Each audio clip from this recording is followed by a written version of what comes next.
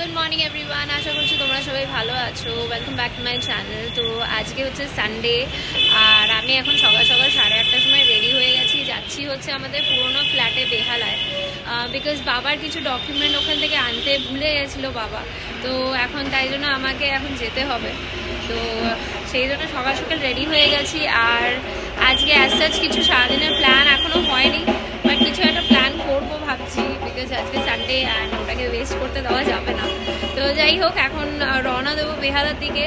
আর আগে ওই কাজটা সেরে আসি, তারপরে দেখা যাক কী করে।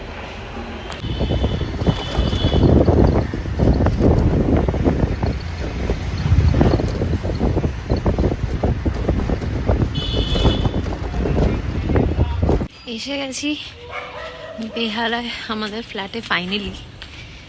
আর ওইটা হচ্ছে আমাদের ফ্ল্যাট, ওই সাইডের 4তলাটা। তো অনেকদিন পর এসছি, খুবই ইমোশনাল লাগছে, বিকজ ছোটোবেলা থেকে এই ফ্ল্যাটে থেকেছি, বড় হয়েছি, এটাই সব ছিল।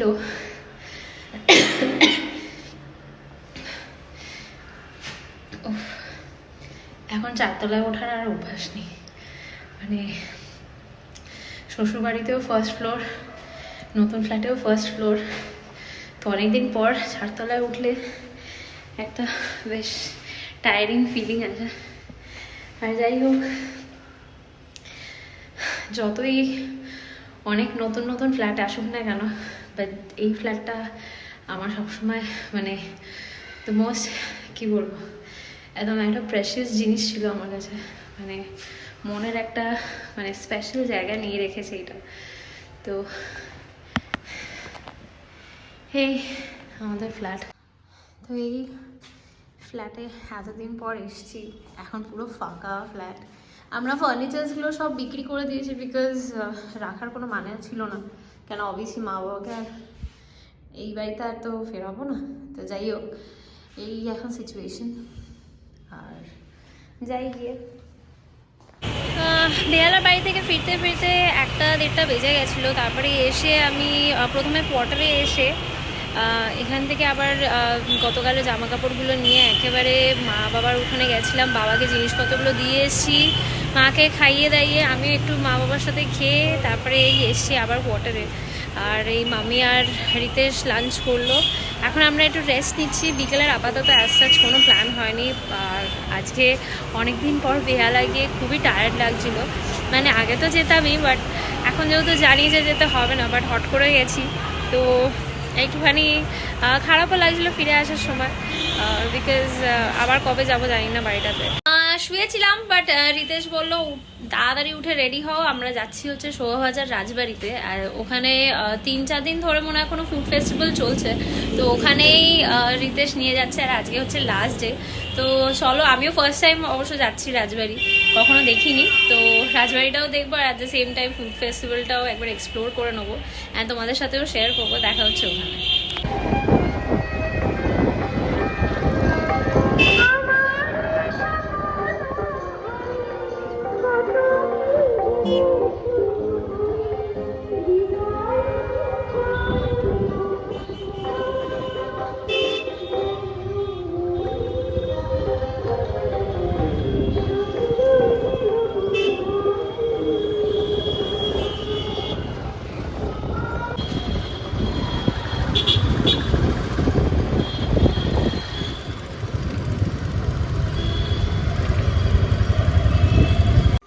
অবশেষে আমরা পৌঁছালাম শোভাবাজার রাজবাড়িতে। তো আমার এটা ফার্স্ট টাইম ভিজিট ছিল শোভাবাজার রাজবাড়িতে। তো আই ওয়াজ ভেরি এক্সাইটেড।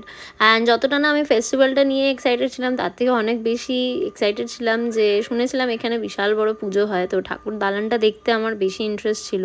তো যাই হোক, ঢুকেই সুন্দর ঠাকুর দালানটা দেখলাম, অ্যান্ড খুবই ভালো লাগলো। তো ওটারই লাগোয়া যে মাঠটা আছে, ওখানটাতেই ফুড ফেস্টিভ্যালটা অ্যারেঞ্জ করা হয়েছিল। অনেকগুলো দোকান ছিল, তাই জায়গাটা খুবই কম হয়ে গেছিলো, অ্যান্ড যেটার জন্য হয়তো ফ্রিলি মুভ করে খাওয়া দাওয়াটা একটু আমার জন্য একটুখানি অসুবিধা হয়েছিল। তো যাই হোক, এখানে পরপর মিষ্টি, তারপরে যা নর্মালি হয় ফুড স্টোর্স, যেরকম পোলাও, মাটন, লুচি, তারপরে কষা চিকেন, চকলেটস, শাড়ি, মিষ্টি, বিভিন্ন রকমের দোকান ছিল। আমরা এই দোকানটা থেকে ল্যাংচা আর মালাই লাড্ডু খেয়েছিলাম। ল্যাংচাটা ওয়াজ গুড, বাট মালাই লাড্ডুটা একেবারেই ডিসঅ্যাপয়েন্টমেন্টের এক্সট্রিম লেভেলে চলে গেছিলো, ধরেই লাড্ডুটা ভেঙে গেছিলো। তারপরে ছিল হচ্ছে শাড়ির কাউন্টার, অ্যান্ড তার সাথে লাগোয়া অতি অবশ্যই ছিল হচ্ছে জুয়েলারি কাউন্টার। জুয়েলারির দামগুলো দেখছিলাম, আমার মনে হলো একটু বেশি বলছিল, তাই আমি আর কিছু পারচেস করিনি। তারপরে খেয়েছিলাম হচ্ছে ফিশ ফ্রাই অ্যান্ড একটু কফি খেয়ে নিয়েছিলাম আমি আর রিতেশ। অ্যান্ড এটা একটা হোমমেড চকলেট স্টোর ছিল। ইচ্ছা ছিল কাবাবটা টেস্ট করার, বাট সত্যি কথা বলতে সুযোগ করতে পারিনি, বিকজ প্রচণ্ড লাইন ছিল আর আমাদেরকে টোকেন করে দাঁড়াতে হতো, তো সেই জন্য আর ইচ্ছা করেনি। আর পাশে কচুরির কাউন্টারটাতেও আর আমরা আর গেলাম না। তো যাই হোক, ওভারঅল ঠিকঠাক ছিল, খুব ভালোও না বাট খুব বাজেও না। শোভাবাজার রাজবাড়ির ফুড ফেস্টিভ্যালের ডিসঅ্যাপয়েন্টমেন্টের পর, ডিসঅ্যাপয়েন্টমেন্ট বিকজ খুব একটা বেশি হামড়ি কিছু ছিল। হ্যাঁ এক্স্যাক্টলি, মানে হাতে গোনা কয়েকটা দোকান ছিল, আর মানে স্পেস যেহেতু একটু কম, তো একটু মুভ অন করতে একটু অসুবিধা হচ্ছিল। আর ভীষণ বেশ ভিড় ছিল আজকে, যেহেতু 29 তারিখ লাস্ট দিন, বেশ ভিড় ছিল। অ্যান্ড খাবারের কোয়ালিটি বলবো না খুব ভালো, বিকজ আমরা অনেক কটা জিনিসই ট্রাই করেছি, বাট আমাদের শুধু লাস্টলি শুধু ফিশ ফ্রাইটাই যেটা ভালোভাবে খেয়েছি। তাও প্রথমে ঠান্ডা দেওয়া হয়েছিল, দেন আবার বলাতে ওরা গরম দিয়েছিল। বাট যাই হোক, ওভারঅল ঠিক আছে। তো ওখান থেকে ফেরার পথে এখন আমরা এসছি ব্রোস কাবাবে। অনেকগুলো দেখো কাবাবের খুলেছে দোকান। ব্রোস কাবাব তো আগেই ছিল, এইটা তারপর ক্রেভার্স, তারপরে এটা আমি জানি না, এটা এমনি একটা স্ট্রিট সাইড। ওই দোকানটা হচ্ছে তোমার মাছের কচুরির জন্য ফেমাস, ওই সামনে ওই মনিদার দোকান, মনি রেস্টুরেন্ট। হ্যাঁ ওটা ওখানে হচ্ছে মাছের কচুরির জন্য। আচ্ছা, আমরা খেয়েছিলাম না একবার, মনে হয় তো সেদিন বন্ধ ছিল, আমরা যদি তা আমরা এখান থেকেই কি খাচ্ছি, এক চিজ কাবাব ট্রাই করে দেখি। একটাই নিয়ম কিন্তু হ্যাঁ এই মেয়োনিজ কম দেবে কিন্তু, হ্যাঁ চিজটাই বেশি দেবে একদম। হ্যাঁ, তোমার দোকানের নাম কি? আপনজন। আচ্ছা, তো আপনজন থেকে আজকে আমরা এগ চিজ কাবাব ট্রাই করব ফার্স্ট টাইম। তো এখানে ডিমটা অলরেডি আছে গ্রিলে। আর তোমার নামটা বলো? সৌভিক। মানে তুমি কি এখানে রোজই বসো? আচ্ছা আচ্ছা। তো তোমরা যারা বাগবাজারের এদিকে প্রায় আসা যাতায়াত করো ব্রোস কাবাবের দোকানে খাওয়ার জন্য, হ্যাঁ একদম উল্টো দিকেই। তো এখানে আছে হচ্ছে আপনজন, সৌভিক এখানে বানায়, আর রকম কাবাব তৈরি হচ্ছে। তোমরা এখানে একবার ট্রাই করে দেখতে পারো সবাই।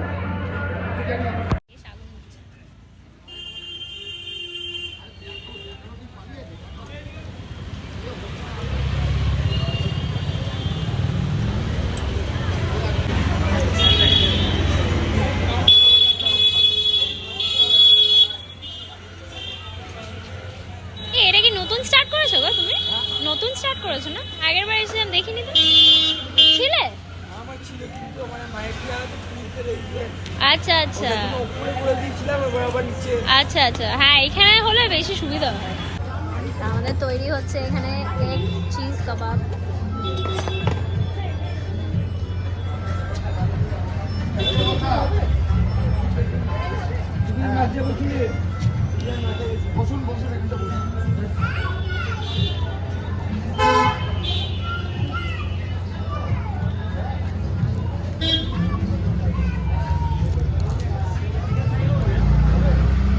এসে গেছে আমাদের এগ চিজ কাবাব, রিতেশ এখন ট্রাই করবে, করে জানাক কেমন হয়েছে।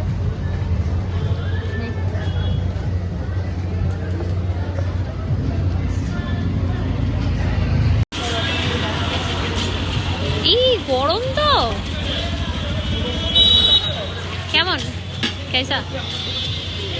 গুড। চিজটা আমরা বলেছিলাম মেয়োনিজ কম দিতে, চিজ ভরে ভরেই দেওয়া হয়েছে আমাদেরটাতে, because we love cheese. And খুব ভালো হয়েছে, থ্যাংক ইউ। দারুণ হয়েছে খেতে, মানে ডিমটাও খুব ফেভারিট আর চিজটাও খুব ফেভারিট, গুড কম্বিনেশন। কাবাব খেয়ে এবার হচ্ছে আমাদের ফুচকা টাইম। আমি এখন খাওয়া ছেড়ে দিয়েছি, শুধুমাত্র রিতেশই খেয়েছে ফুচকা। আমি এখন যাচ্ছি হচ্ছে অর্জুনপুরের দমদম মেলাতে, যেটা আগে আমাদের স্কুলের মাঠে হতো। ওখানে এই বছর আর পারমিশন পাইনি, তো সেটা এখন শিফট হয়েছে অর্জুনপুরের মাঠে, তো ওখানেই যাচ্ছি। অর্জুনপুরের রাস্তাটা অনেকটাই ভেতরে, অ্যান্ড থ্যাঙ্কস টু ভেটুকদাকে পেয়ে গেছিলাম লাস্ট মোমেন্টে, তাই ভেটুকদা নিয়ে এসছে। হ্যাঁ, আর এখন এইদিকে রাস্তাটা বন্ধ করে দিয়েছে, তাই ভেটুকদা একটু আগেই নামিয়ে দিয়েছে, আর আমি হেঁটে হেঁটে এখন মেলার দিকে যাচ্ছি। দেখি কেমন করেছে। এইদিকে সুরের মাঠটা তো আমরা প্রত্যেক বছর, মানে বিয়ের পর থেকে 4 বছরই গেছি, 4 বছর না 3 বছরে গেছি, তো 4th ইয়ারটা এবার একটা নতুন লোকেশনে। চলো এক্সপ্লোর করি। মেলাটা যেই মাঠে হচ্ছে সেটা আরও একটু এগিয়ে গিয়ে, কিন্তু অনেকটা আগে থেকেই এখানে সব ছোট ছোট দোকানগুলো বসে গেছে। এখানে মোমোর স্টল ছিল, তারপরে chicken pakora, fish fry, fish finger, যেমন হয় প্রত্যেকটা মেলাতে, ঘুগনি, আর চারিপাশে কাপ প্লেট, তারপরে কিছু কিছু আরও সব নতুন ব্লাউজের দোকান দেখলাম। তো এই সাইডে ছিল সব সোয়েটার্স বিক্রি করছিল বাচ্চাগুলো, এরা সব 300 টাকা 350 টাকা করে বিক্রি হচ্ছিল। অ্যান্ড এই যে কাপ প্লেটের দোকান, আমাদের প্রত্যেক বাঙালির বাড়িতে বেলা মানে এখান থেকে কাপ প্লেট তো যাবেই। প্রত্যেক বছর আমিও নিই, to be very honest, but এই বছর আর নিইনি। যাই হোক, আমি তারপরে সবাই যেভাবে যাচ্ছিলো আমিও ওইভাবে হেঁটে হেঁটে এগিয়ে গেছিলাম। অ্যান্ড এই হচ্ছে মেলার স্টার্টিং, দেখতেই পাচ্ছ প্রচণ্ড ভিড়। ঢুকেই যেটা চোখে পড়লো সেটা হচ্ছে স্বর্গীয় মনমোহন সিংজির ফটোর সামনে মেলার তরফ থেকে শ্রদ্ধাঞ্জলি জানানো হয়েছে। আর এই হচ্ছে বিগেস্ট স্যান্টা, যেটাতে সব বাচ্চারা খুব অ্যাট্রাক্টেড হয়ে গেছিলো। অ্যান্ড অবভিয়াসলি মাঝখানে 25 ডিসেম্বর ছিল, তো এটা তো হতেই হতো।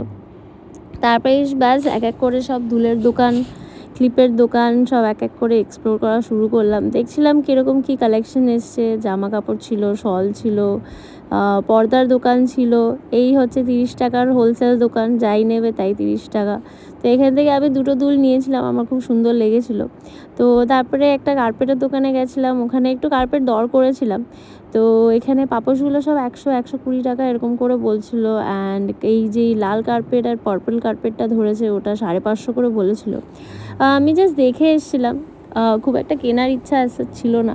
বা যাই হোক, এখানে তো সব ডিজাইন করা, হাতে কাজ করা সব বাটিকের জিনিস, এগুলো সব বিক্রি হচ্ছিলো। অ্যান্ড সোয়েটার্স হচ্ছিলো, বাচ্চাদের খেলনার দোকান ছিল।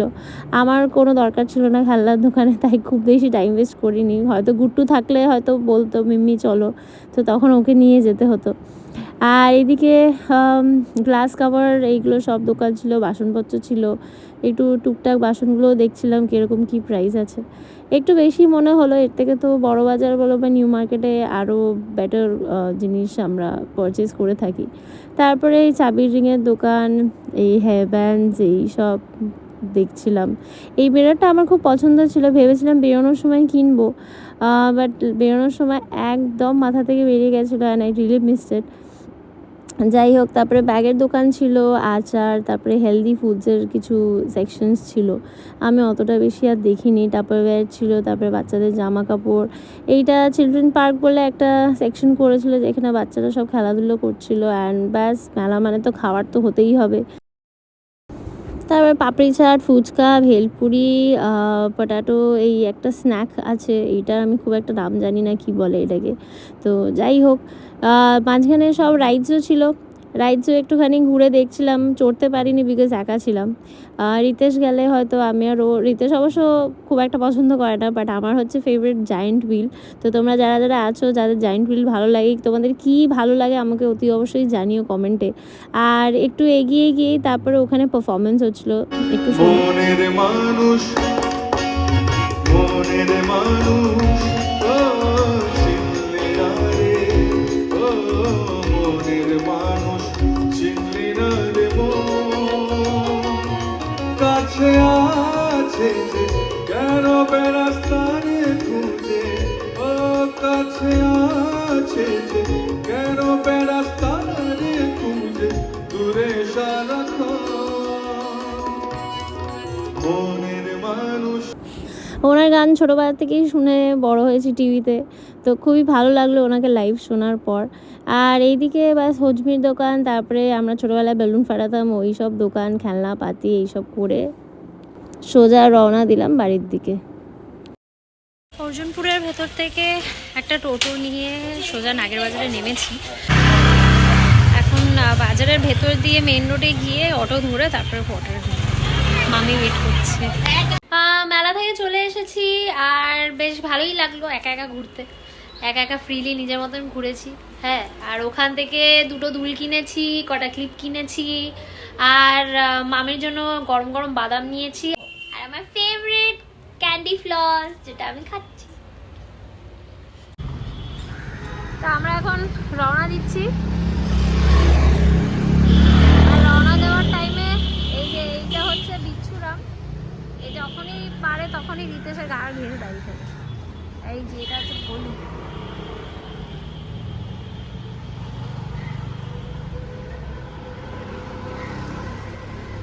আবার এসছে আমার কাছে।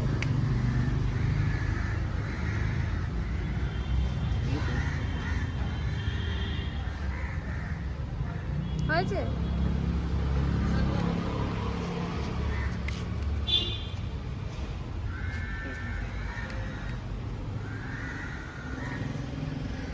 চলো। তো ফাইনালি বাড়ি এসে ডিনার করে এখন বাবাও শুতে চলে গেছে, আর আমি আর রিতেশ এখন একটু এসে বসেছি। রিতেশ একটু টিভি দেখছে আর আমি এখন ব্লগ এডিট করব আজকে সারাদিনের। আজকে অনেক কিছু করেছি একসাথে, আর দিনটা খুবই ভালো গেছে।